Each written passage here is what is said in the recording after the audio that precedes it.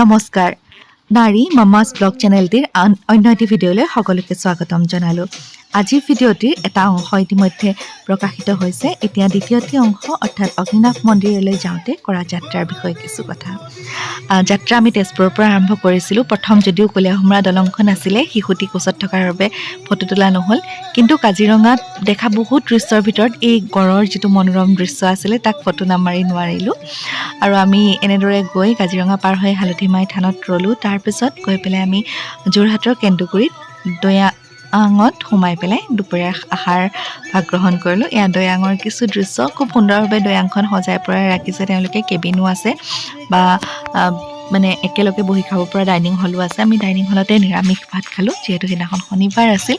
আৰু যদিও বা আমি 4মান বজাতহে গৈ দৈয়াঙত উপস্থিত হৈছিলোঁগৈ, কিন্তু খুব গৰমে খুব সুন্দৰকৈ ভাত সাজ দিয়াৰ বাবে আমি তেওঁলোকৰ কৰ্তৃপক্ষলৈ আন্তৰিক ধন্যবাদ জনাইছোঁ। খুব সুন্দৰ খাদ্য, নিৰামিষ ভাত সাজ খাই আমি খুব আপ্লুত হ'লোঁ আচলতে।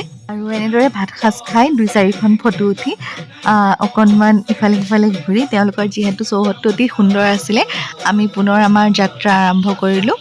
আৰু এইবাৰ পোনে পোনে আমি শিৱসাগৰ নগৰলৈকে আগবাঢ়ি গ'লোঁ। আৰু এইখিনিতে ক'ব লাগিব শিৱসাগৰৰ ৰাইজৰ মৰম আৰু আতিথ্যতাৰ কথা। আমাক বাটতে এগৰাকী চিনাকি ব্যক্তিয়ে ৰখাই চাহ তাহ খুৱাই পঠিয়ালে, আৰু এখন হোটেল ব্ৰহ্মপুত্ৰ নাজিৰাত স্থিত, আমি তাতে ৰাতিটো কটালোঁ।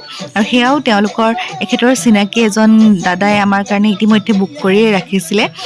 এখন নাজিৰাৰ তেওঁলোকৰ এণ্ট্ৰেঞ্চটো বৰ ধুনীয়া হোটেলখনৰ।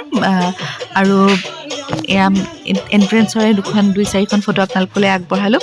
লগতে উমৰ যিহেতু প্ৰথম হোটেলৰ ৰাতি, গতিকে এখনটো কম্পালচৰি ফটো আছিলে, এখন তাৰ লগত ফটো। আৰু তেওঁলোকৰ কিটচেন ডাইনিং হলটো বৰ ধুনীয়া দেখিছে ন, পিছফালে বৰ সুন্দৰ কাৰুকাৰ্য কৰি থোৱা আছে, সেইটো কাৰণে ফটো কেইখনমান নামাৰি নোৱাৰিলোঁ। আৰু আমি ডাইনিং হলত ভাত পানী খাই পুনৰ গৈ ৰুমত সোমালোগৈ। সোনকালে শুব লাগিব, যিহেতু পিছদিনাখন আমি ৰাতিপুৱা সোনকালেই ওলাই যাবলগীয়া আছে। আৰু এয়া আমি দেওবাৰে পুৱা প্ৰায় 7মান বজাতে সাজি পাৰি ওলাই অগ্নিনাভ মন্দিৰৰ শিখা বাইদেউৰ ঘৰৰ চৌহদৰ সন্মুখত। আৰু মন্দিৰ দৰ্শনৰ বিষয়ে আপোনালোকক ক'লোঁ। ঘূৰি আহোঁতেই আমি গড়গাঁও স্থিত আহোম ৰজাৰ ৰাজপ্ৰসাদ বা কাৰেংঘৰ বুলি যাক কোৱা হয়, সেয়ে চাই আহিলোঁ। আহোম ৰাজাজ পেলেচ বুলি লিখা আছে গড়গাঁও, আৰু কাৰেংঘৰ বুলিও লিখা আছিলে। আৰু কাৰেংঘৰৰ ভিতৰৰ কিছু দৃশ্য আপোনালোকক দেখুৱাইছোঁ। এই কাৰেংঘৰ বা আহোম ৰজাৰ যি ৰাজপ্ৰসাদ আছে, ইয়াক প্ৰথমতে প্ৰমত্ত সিংহই কাঠৰ দ্বাৰা বনাইছিল, স্বৰ্গদেউ প্ৰমত্ত সিংহই। আৰু পাছলৈ 1751 চনমানত স্বৰ্গদেউ ৰাজেশ্বৰ সিংহই ইয়াক পকী ৰূপ দিয়া বুলি প্ৰবাদ আছে। আৰু এইটো দেখিবলৈ পাইছে আপোনালোকে তেওঁৰ চৌহদত পোহৰে 2খনমান ফটো উঠিলে। আৰু ইয়াৰ ভিতৰৰ ফালে আমি ফটো উঠিছিলোঁ, মানে যাতে বস্তুবোৰ আমাৰ এই ধৰণে ভিডিঅ'বোৰ কৰিলে আপোনালোককো কিছু কথা কোৱা হয়, আৰু লগতে আমাৰো যিখিনি স্মৃতি সেইখিনিও সজীৱ কৰি ৰাখিব পৰা এক সুন্দৰ উপায়। আৰু যিহেতু এইবোৰ আমাৰ আপুৰুগীয়া সম্পদ, মই ভাবোঁ মোৰ ভিডিঅ'তে হওক, অন্য কাৰো ভিডিঅ'তে হওক, বা যেনেকৈ হ'লেও এই সম্পদসমূহ আমি যিমান পাৰোঁ মানে ৰাখিবলৈ, সযতনে ৰাখিবলৈ চেষ্টা কৰাটো খুবেই প্ৰয়োজন। মায়ে ময়ো উঠিলোঁ 2-4খন ফটো। আমি 3টা জেনেৰেশ্যনৰ 3গৰাকী নাৰী। এনেদৰে আমি মানে ৰাজপ্ৰসাদৰ বিভিন্ন ভিউ ল'লোঁ বা বিভিন্ন স্থান চালোঁ। এয়া মই ওপৰৰ পৰা মাৰিছিলোঁ, ৰাজপ্ৰসাদৰ চৌহদটোৰ ফটো লোৱা হৈছিলে। এয়া খুটাসমূহ প্ৰায়খিনি অলপ জহি কহি যোৱাৰ দৰে আৰম্ভ হৈছে। তাৰ চিৰিবোৰ অতি বেলেগ ধৰণৰ আছিলে, একদম থিয় চিৰি, উঠিবলৈ বৰ ভয় লাগিছিলে ৰাজপ্ৰসাদৰ চিৰিসমূহ। আৰু বাকী ভিতৰৰ ফালে এনেকুৱাকৈ সৰু ঘৰ আছিলে, সেইবোৰ চাগে মোৰ অনুমান চাকি তাকি দিয়া জেগা নেকি। আৰু এনেকৈ দুৱাৰ বনাই থোৱা আছে লোহাৰ, এইখিনি পিছতে বনোৱা নে আগতে বনোৱা মই সঠিকভাৱে ক'ব নোৱাৰিম। আৰু ভিতৰৰ বস্তুবিলাক আগতে শুনিছিলে ন, কিবা হাঁহৰ কণী দি পেলাই বনাই, গতিকে ষ্ট্ৰাকচাৰটো সম্পূৰ্ণ বেলেগ আমাতকৈ। খুটাবিলাকো দেখোন আধা বুজি নাপাওঁ আৰু কি, আৰু ওপৰখন বহুত ওখলৈকে থাকে। গতিকে সেইটো আহোম ৰাজপ্ৰসাদৰ কিছুমান হেৰি আছিলে, খুটাবোৰ সৰু আৰু ওপৰটো মানে ক্ৰমান্বয়ে ওখ হৈ গৈ থাকে। আৰু এয়া বাহিৰৰ পৰা এই ৰাজপ্ৰসাদৰ দৃশ্য। আৰু ৰাজপ্ৰসাদৰ সন্মুখতে এখন কিতাপৰ বিপণী আছিলে। মোক পোহৰে মাতি নিছিলে যদিও মানে অমে উৎপাত কৰা দেখি আমি নোসোমালোঁ কিতাপৰ বিপণীত। তাত কিন্তু বহুত আমাৰ হিষ্ট্ৰীৰ লগত জড়িত কিতাপ আছে। আপোনালোকে কোনোবা যদি পঢ়াত ইচ্ছা মানে ইণ্টাৰেষ্টেড হয়, তাৰ পৰা নিশ্চয় ল'ব পাৰিব। আৰু তেওঁলোকে কেলেণ্ডাৰ আকাৰেও আমাৰ পুৰণি কীৰ্তিচিহ্নসমূহ সেই দোকানখনত ৰাখিছে তেওঁলোকে। আৰু পিছত বেলেগত পাম বুলি ভাবি আহি গ'লোঁ, কিন্তু তাত ক'তো নাপালোঁ। এইবাৰ আহি পালোঁ আমি তলাতল ঘৰ। কোৱা হয় যেতিয়া আহোম ৰাজধানী গড়গাঁৱৰ পৰা ৰংপুৰলৈ মানে অনা হৈছিল তেতিয়া তলাতল ঘৰ নিৰ্মাণ কৰা হৈছিল। তলাতল ঘৰ আহোম মানে ৰাজত্বৰ এক তেওঁলোকৰ যিটো আৰ্কিটেকচাৰ তাৰ এক সুন্দৰ নিদৰ্শন। ই প্ৰায় 7 মহলীয়া এটা ঘৰ হয়, যাৰ 3টা মহল মাটিৰ তলত তেওঁলোকে তেতিয়াই বনাইছিল আৰু ওপৰৰ মহলটো কাঠেৰে সজাইছিল। আৰু এইখিনিতে মোৰ অকণমান কনফিউজন এটা আছে, মই হিষ্ট্ৰী চাওঁতে যিখিনি পাইছিলোঁ তাৰ পৰা যে তলাতল ঘৰ আৰু কাৰেং ঘৰ দুইটা ক্ষেত্ৰতে কোৱা হৈছে যে ওপৰটো কাঠেৰে সজোৱা হৈছিল আৰু তলাতল ঘৰৰ ওপৰ চোৱাকো কাৰেং ঘৰ বুলি কোৱা হয় বুলিও কোৱা হৈছে। গতিকে তাত মই অকণমান নিজেও কনফিউজ হ'লোঁ। আৰু মোৱামৰীয়া বিদ্ৰোহৰ সময়ত এই কাৰেংঘৰ মানে এই ওপৰৰ যিটো কাঠৰ আছিলে খাপ আছিলে সেইটো পুৰি গ'ল বুলি কোৱা হৈছে।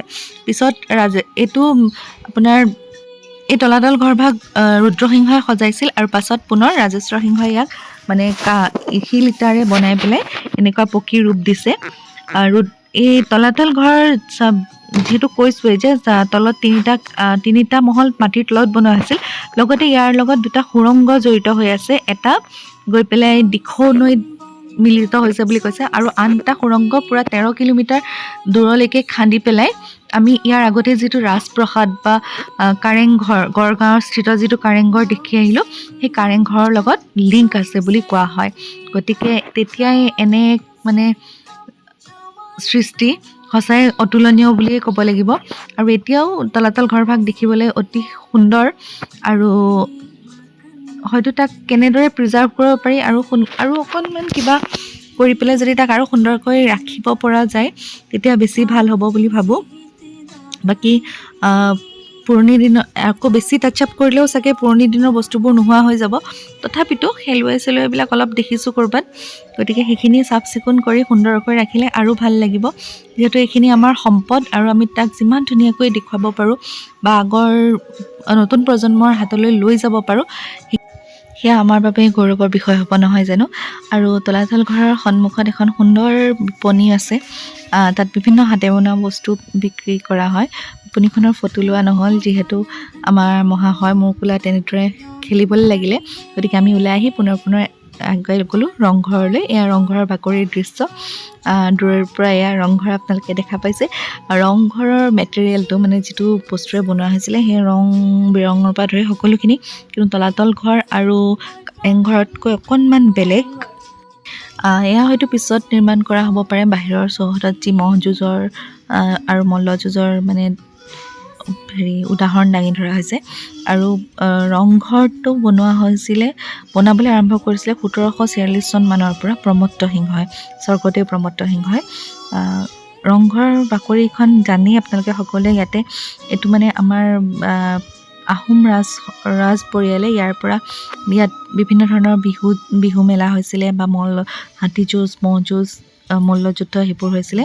ৰাজ পৰিয়ালে ওপৰৰ পৰা বহি পেলাই সেইসমূহৰ আমোদ লৈছিলে। আৰু ৰংঘৰৰ বাকৰি সঁচাকৈ বৰ ধুনীয়া। ইয়াত আমি কেইখনমান ফটো লৈ আমাৰ ৰংঘৰ চোৱাৰ যিটো হেঁপাহ পূৰা কৰিলোঁ। আমি আচলতে 2 বছৰ আগত আহিছিলোঁ, কিন্তু কৰোণাৰ বাবে ইয়াৰ ভিতৰত সোমাবলৈ দিয়া হোৱা নাছিলে। আমি কেৱল জয়দৌল শিৱদৌল চাই উভতি যাবলগীয়া হৈছিলে শিৱসাগৰ আহি। এইবাৰ গতিকে ৰংঘৰ কাৰেংঘৰ তলাতল ঘৰৰ ভিতৰত সোমাই সুন্দৰকৈ চাই আহিলোঁ।